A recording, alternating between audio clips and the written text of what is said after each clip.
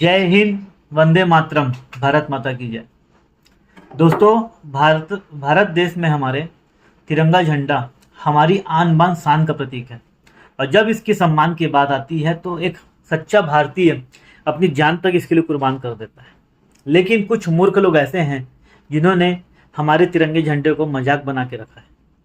खुलेआम उसका अपमान होता है और ना कोई देखने वाला है, ना कोई बोलने वाला है और ना ही कोई किसी प्रकार की कार्यवाही करता है।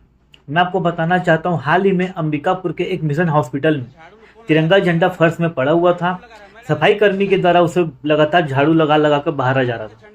एक पेशेंट के द्वारा जब उसका विरोध किया गया और उसे बोला गया कि आप ऐसा क्यों कर रहे हैं, उसके बाद भी उसके कान में जू नहीं रेंगा और ना ही उसने उस तिरंगे झंडे को सम्मानपूर्वक उठाया और उसको लगातार झाड़ू ही मारते रही। सबसे बड़ी बात तो यह है कि सोशल मीडिया में वीडियो वायरल होने के बाद, समाचारों में खबर छपने के बाद भी प्रशासन अभी तक कुंभकर्ण की नींद में सो रहा है।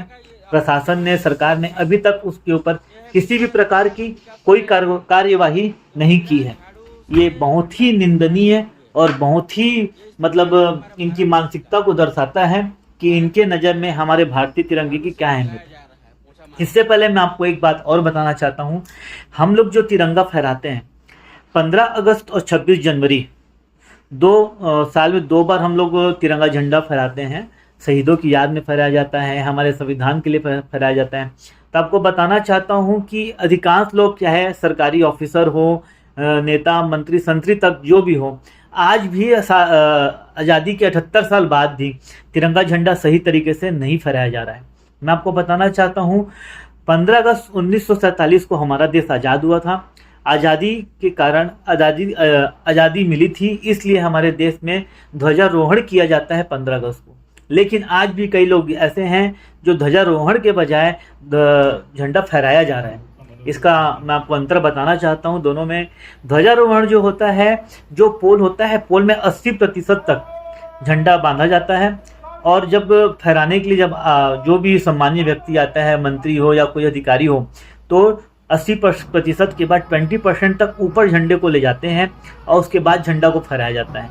लेकिन आजकल देखा जा रहा है, क्या मंत्री हो, संतरी हो या कोई भी हो, किसी भी सरकारी दफ्तर में हो, 15 अगस्त को सीधा झंडा फहरा दिया जाता है पोल के ऊपर में, जो कि गलत है। नियम के अनुसार ऐसा नहीं होना चाहिए, क्योंकि 15 अगस्त को हमें आज़ादी मिली थी और इसमें क्या होता था, पहले जब आज़ादी हमको मिली थी तो जो फिरंगियों का जो झंडा था उसको नीचे उतार के हमारा झंडा फहराया जाता था।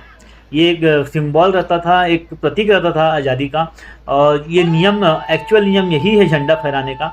लेकिन उसके बाद भी कई लोग आज़ादी के 78 साल बाद भी इस नियम को भूलते जा रहे हैं। उन्हें झंडा फहराने का सही तरीका भी नहीं मालूम है।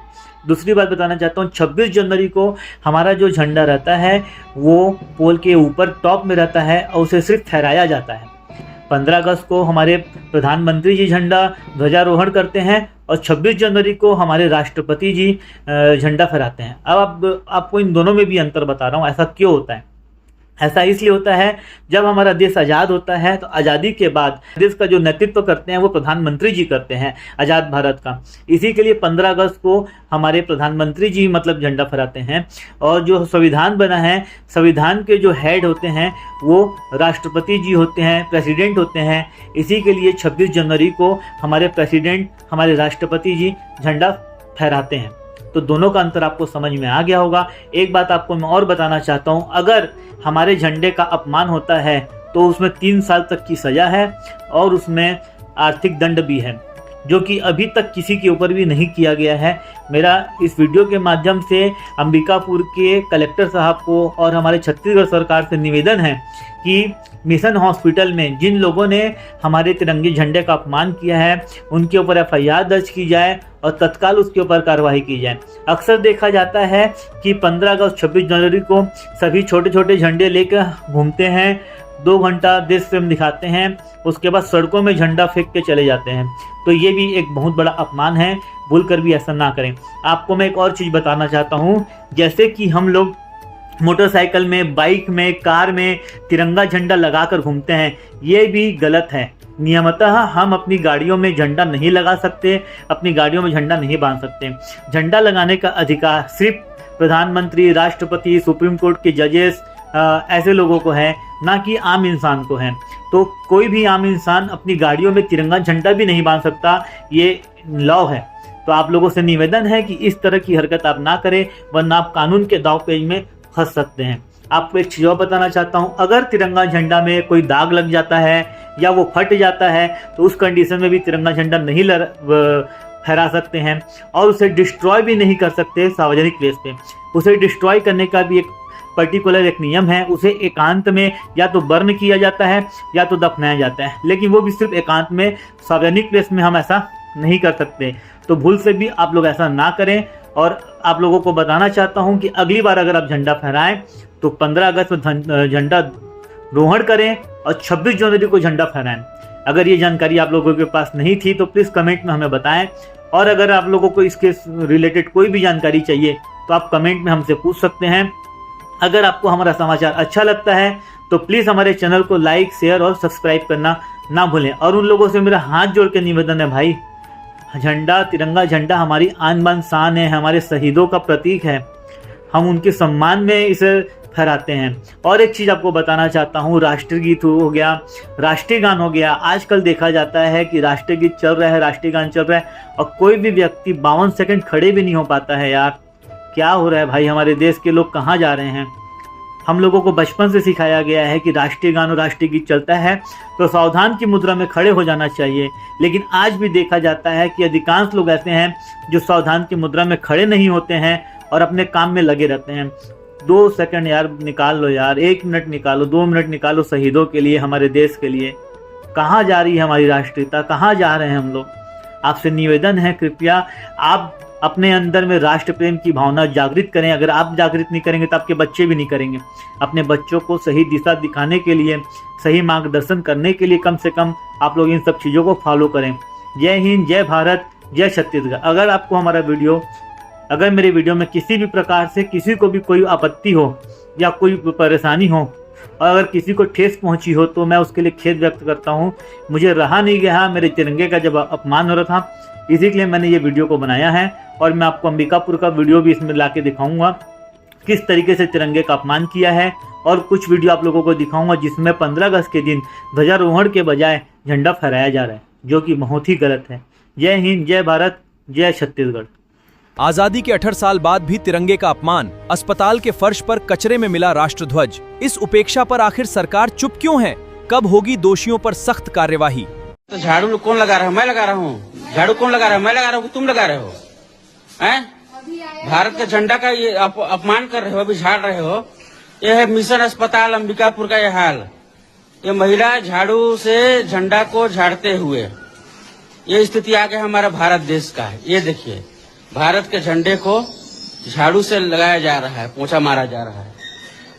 जय जवाहर भैया। जय जोहार, जय छत्तीसगढ़। 15 अगस्त आज है तो ये दारी कुछ स्कीम है का स्वतंत्रता दिवस में? 15 अगस्त के पूरा रायगढ़ वासी मन ला गाड़ा गाड़ा बधाई।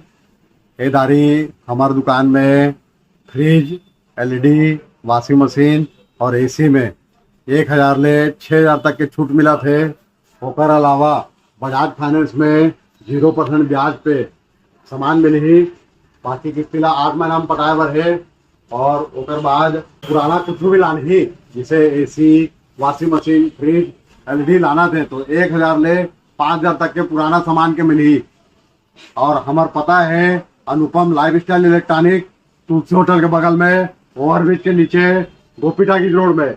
और जो भी एदारी सामान ली 11 अगस्त से ले 20 अगस्त तक, तो एदारी सब ला बढ़िया बढ़िया गिफ्ट भी मिली। मोर मोबाइल नंबर है 998111660102।